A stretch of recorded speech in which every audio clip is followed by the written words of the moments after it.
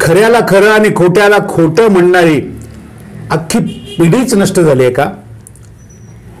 एखादी गोष्ट दडदडीत डोळ्याला दिसत असताना, सूर्यप्रकाशा इतकी स्वच्छ असताना त्याला ती गोष्ट खोटी आहे म्हणायचं, आणि एखादी खोटी गोष्ट धादांत खोटी असताना त्याला बिनधास्तपणे खरी आहे म्हणायचं, असा प्रकार महाराष्ट्राच्या राजकारणामध्ये आणि देशाच्या राजकारणामध्ये सुरू झालाय. त्यामुळे लोकांचा सत्य आणि असत्य या दोन्हीवरचा विश्वास उडतो की काय, खास करून सत्यावरचा विश्वास उडतो की काय, अशा प्रकारची परिस्थिती निर्माण झाली आहे. राजकारणातले लोक तर स्वतःच्या स्वार्थासाठी किंवा श्रेयवादासाठी वाटेल त्या गोष्टी खोट्या बोलतात आणि स्वतःची पाठ थोपटून घेण्याचा प्रयत्न करतात. अशाच एका महत्त्वाच्या प्रकल्पाविषयी आणि गोष्टीविषयी मी आज आपल्याला बोलणार आहे. नमस्कार, मी राजू पाटील आणि आपण पाहत आहे द रिंगण लाईव्ह. उद्या 12 तारीख आणि 12 तारखेला सकाळी 8 वाजता लातूर येथे उभारण्यात आलेल्या मराठवाडा रेल्वे कोच फॅक्टरीचं उद्घाटन होते. ऑनलाईन पद्धतीनं उद्घाटन होते. देशाचे आदरणीय प्रधानमंत्री नरेंद्रभाई मोदी हे या प्रकल्पाचं उद्घाटन करतायत आणि उद्यापासून हा प्रकल्प राष्ट्राच्या सेवेमध्ये अर्पण होतोय. या प्रकल्पामध्ये साधारणपणे 35,000 कोटी रुपयाची गुंतवणूक आहे आणि त्यातून 10,000 तरुणांना रोजगार प्रत्यक्ष आणि अप्रत्यक्ष मिळेल अशी या कारखान्याची क्षमता आहे. मराठवाड्यामध्येच नव्हे तर लातूरमध्ये उभा टाकलेला आणि केंद्राचा हा पहिला महत्त्वाचा प्रकल्प आहे. त्यामुळं सर्वप्रथम हा प्रकल्प उभा करणारे, या प्रकल्पासाठी अहोरात्र मेहनत आणि कष्ट घेणारे लातूर जिल्ह्यातल्या भारतीय जनता पार्टीचे सर्व कार्यकर्ते, अगदी छोट्यातल्या छोट्यापासून ते मोठ्यातल्या मोठ्या नेत्यापर्यंत सर्व कार्यकर्ते यांचं हार्दिक अभिनंदन. खरं म्हणजे भारतीय जनता पार्टीच्या प्रयत्नामुळे हा प्रकल्प लातूर येथे आला आणि तो तिथे सुरू झाला, हे अगदी मान्य करावं लागेल. यामध्ये कुठला आडपडदा ठेवण्याचं कारण नाही. परंतु मित्रांनो, गंमत अशी आहे की हा प्रकल्प नेमका मग आणला कुणी, यावर आता लातूरमध्ये आज सकाळपासून चर्चा सुरू झालेली आहे. चर्चा जोरदार आहे. कोणाचं श्रेय आहे, कोणी हा प्रकल्प आणला, कोणामुळे हे घडलं. एखादी गोष्ट झाली, एखाद्या गल्लीतला जर रस्ता जरी झाला तर तिथे बोर्ड लावणं, उद्घाटन करणं, भाषणं करणं, डिजिटल पोस्टर लावणं, ही प्रथा राजकारणामध्ये अलीकडे खूप मोठी होत चाललेली आहे. परंतु सुजाण नागरिक जे असतात देशामधले, राज्यामधले, जिल्ह्यामधले, तालुक्यामधले, त्या लोकांना माहीत असतं की एखादं काम केलं तर ते कुणी केलंय, कुणाच्या प्रयत्नांमुळे ते काम झालंय आणि ज्यांनी प्रामाणिकपणाने त्या कामासाठी कष्ट केलंय त्याला त्या कामाचं श्रेय इमाने इतबारे दिलं पाहिजे. किंबहुना देणे हे आपले कर्तव्य ठरते. आपण त्यात जर बेईमानी करत असू तर तो आपल्यासारखा खोटारडा मग दुसरा कोणी नसेल. अर्थात लातूरचा हा जो प्रकल्प आहे तो संभाजीराव पाटील निलंगेकर यांच्या प्रयत्नामुळे झालाय, हे लातूरच्या प्रत्येक नागरिकाला मान्यच करावं लागेल. महायुतीचं राज्यामध्ये सरकार असताना तेव्हा देवेंद्र फडणवीस मुख्यमंत्री होते, तेव्हा संभाजीराव लातूर जिल्ह्याचे पालकमंत्री होते आणि लातूर जिल्ह्याचे पालकमंत्री असताना त्यांनी लातूरमध्ये भारतीय जनता पार्टी वाढवण्यासाठी जे काम केलं ते अतिशय कौतुकास्पद होतं.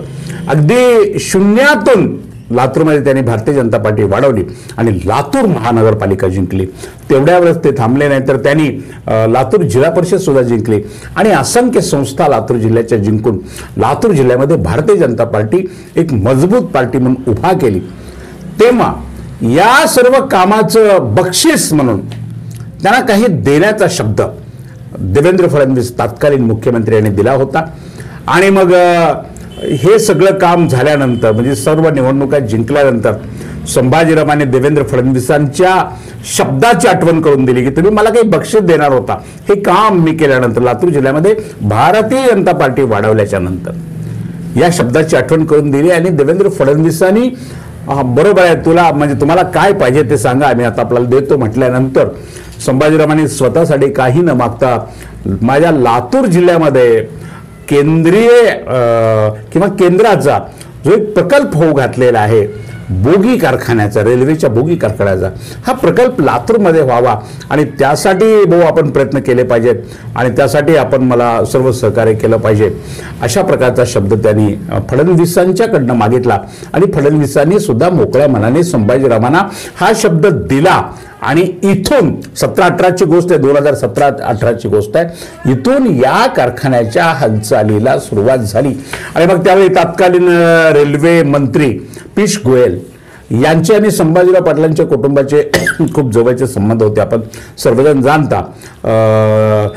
माजी खासदार रूपाताई पाटील निलंगेकर यांचे आणि पियुष गोयल यांच्या कुटुंबाचे कौटुंबिक संबंध होते. दिल्लीमध्ये नेहमी त्यांच्या घरी जाणं येणं होतं. तर अशा वेळी संभाजीरावांनी हा प्रस्ताव पुन्हा पियुष गोयल यांच्याकडे मांडला आणि पियुष गोयल यांनी संभाजीरावांची ही मागणी मान्य केली, मंजूर केली आणि ठीक आहे, हा प्रकल्प लातूरला करण्याचा निर्णय आपण घेऊ, अशा पद्धतीचा शब्द दिला आणि प्रत्यक्षात त्या प्रकल्पाच्या कामाला सुरुवात झाली. आणि उद्या दिनांक 12 मार्च रोजी या प्रकल्पाचं उद्घाटन होतंय.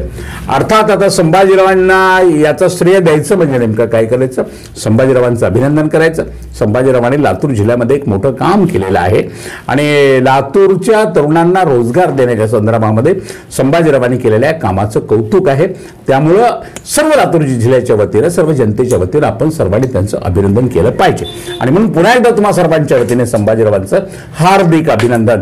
आणि उद्या लातूर येथे संपन्न होणाऱ्या रेल्वे बोगी उद्घाटन सोहळ्याला रिंगण परिवाराच्या सुद्धा हार्दिक शुभकामना. दुसरी गोष्ट, औष्याचे आमदार अभिमन्यू पवार हे सध्या दुबईमध्ये आहेत.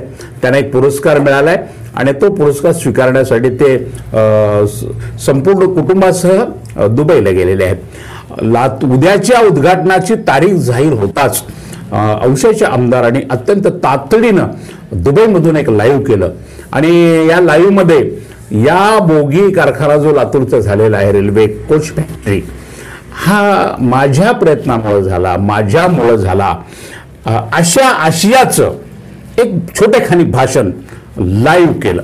आणि या भाषणामध्ये संभाजीरावांच्या नावाचा उल्लेख न करता किंवा त्यांना या कारखान्याचं श्रेय मिळूच नये, या प्रकल्पाचं श्रेय त्यांना त्यांच्याकडे जाऊ नये म्हणून त्यांच्या अगोदरच अशा पद्धतीचं एक लाईव्ह केलं.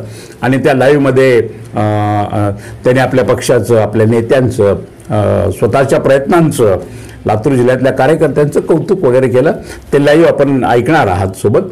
आणि हे लाईव्ह ऐकल्यानंतर म्हणजे मी स्वतः पहिल्यांदा अभिमन्यू पवार साहेबांचं लाईव्ह ऐकलं आणि मला प्रश्न पडला की पूर्णपणे मी या गोष्टीचा साक्षीदार आहे की संभाजीराव पालकमंत्री असल्यापासून या प्रकल्पासाठी किती प्रामाणिकपणे झटतायत हे मी स्वतः पाहतोय. मला कोणाच्या सांगण्याची, ऐकण्याची गरज नाही किंवा लातूर जिल्ह्यातला प्रत्येक नागरिक पाहतोय, मीच नव्हे. आणि असं असताना संभाजीरावांच्या नावाचा उल्लेख न करता किंवा हे संभाजीरावांनी केलं असं प्रामाणिकपणे न म्हणता अभिमन्यू पवारांनी कशासाठी हे श्रेय आपल्या भोवती फिरवण्याचा प्रयत्न केला असेल, असा एक प्रश्न मला पडला. आणि त्यानंतर लाईव्ह येऊन या रिंगणच्या माध्यमातून तुमच्या समोर या गोष्टीचा खुलासा करण्याचा निर्णय मी सुद्धा पूर्णपणाने घेतला. संभाजीराव पाटील निलंगेकर हेही पुन्हा दुपारी म्हणजे अभिमन्यू पवार साहेबांचा लाईव्ह आल्यानंतर दुपारी लाईव्ह आले आणि त्यांनी या प्रकल्पामध्ये नेमकं काय घडलं, त्याची कशी सुरुवात झाली आणि हा प्रकल्प कसा मिळाला त्या संदर्भात आपल्या भावना व्यक्त केल्या. आणि तत्कालीन रेल्वे मंत्री पियुष गोयल साहेब यांची नेमकी काय भूमिका या संदर्भात आहे, कोणाच्या प्रयत्नामुळे हे लातूरचा बोगी कारखाना झाला असं ते म्हणतात, त्या संदर्भातलं एक बाईट, त्याचं एक व्हिज्युअल आम्हाला मिळालं. आणि त्यात ते म्हणतायत की संभाजीराव पाटील आणि त्यांच्या परिवाराच्या सततच्या प्रयत्नांमुळे हे सगळं घडलं. मला आपल्याला एक गोष्ट विचारायची आहे, खास करून औषध आमदार महोदयांना विचारायची आहे की अलीकडे आपण प्रत्येक गोष्टीचं एवढं श्रेय घ्यायला निघालेले आहात की अगदी तुम्ही डिजिटल पोस्टर, बोर्ड, वर्तमानपत्र म्हणजे जाहिरातबाजी स्वतःची तुम्ही एवढी करताय, परंतु तुम्ही दुबईला गेल्यानंतर औषध 3 लोकांचा मृत्यू केवळ उड्डाणपूल तुम्ही रद्द केल्यामुळं काल तिथं झाला. त्यात एक छोटा 13-14 वर्षाचा मुलगा त्याचा प्राण गेला आणि 28 अपघात गेल्या 4 महिन्यामध्ये लातूर औसा मोडवर झाले. 28 अपघात झाले, त्यामध्ये 9 लोकांचा प्राण गेला, 10 लोक गंभीर जखमी झाले, असंख्य वाहनांचं नुकसान झालं. याचं श्रेय कोणी घ्यायचं? औषधाचा उड्डाणपूल तर आमदार महोदय अभिमन्यू पवार साहेब आपण कॅन्सल केलेला आहे. आपण जाहीरपणाने तशी कबुली दिली, त्याचे व्हिज्युअल्स आमच्याकडे आहेत, त्याचं रेकॉर्ड आमच्याकडे आहे. याचंही श्रेय घ्या की तुमच्या या उड्डाणपूल रद्द करण्याच्या पापामुळं अनेकांचे जे प्राण औषधामध्ये जात आहेत, याचं श्रेय घ्यायचं सोडून काहीही संबंध नसताना संभाजी भैया पाटील यांनी केलेल्या कामाचं श्रेय आपण दुबईमधून येऊन घेता, ही गोष्ट तुम्हाला शोभणारी आहे का? तुम्ही संघाचे कार्यकर्ते आहात. संघाचे कार्यकर्ते तर किती प्रामाणिक असले पाहिजे, किती स्वच्छ असले पाहिजे, आपल्या प्रत्येक कामाशी, आपल्या प्रत्येक गोष्टीशी ते किती इमानदार असले पाहिजे. पवार साहेब, तुम्ही आहात का? औषधात जे अपघात होत आहेत, उड्डाणपूल तुम्ही रद्द केल्यामुळे, त्याचं श्रेय तुम्ही घेणार का नाही घेणार? करारा जाहीर एक पत्रकार परिषद घेऊन आतापर्यंत जे 28 अपघात झाले आणि त्यात जेवढी लोक मेली ती माझ्यामुळे मेली, मी त्याची जबाबदारी स्वीकारतो, हे तुमचं काम आहे, यावर तुम्ही हे श्रेय घेतलं पाहिजे. लातूरच्या कारखान्यामध्ये पार्टी म्हणून जर तुम्ही बोलत असाल तर हे तुमच्या पक्षाचं यश आहे, हे मी मान्य करतो. अगदी तुमच्यापासून मी सर्वांचंच अभिनंदन केलं सुरुवातीला, हे मी मान्य करतो. परंतु पार्टीतला नेता म्हणून जर या सर्व लातूरच्या भोगी प्रकल्पाचं श्रेय कोणाला द्यायचं असेल तर ते संभाजी पाटील निलंगेकर यांनाच दिलं पाहिजे. आणि हे देताना कोणाच्याही मनामध्ये कसल्याही प्रकारची कुचराई असता कामा नये. आणि अभिमन्यू पवार साहेबांनी आपलं लाईव्ह दुबईमधून केल्यानंतर त्यांचे जे कार्यकर्ते आहेत ना, ते तर कार्यकर्ते तर काय प्रचंड आहेत. हे कार्यकर्ते नाहीच आहेत, हे सगळी मंडळी गुत्तेदार मंडळी झालेली आहे. आता कोणाला 10 लाख, कोणाला 15 लाख, कोणाला 20 लाखाची कामं दिलेली आहेत आणि ही मंडळी सतत काम करत मोबाईलवर आपल्या नेत्याचं कौतुक करतायत.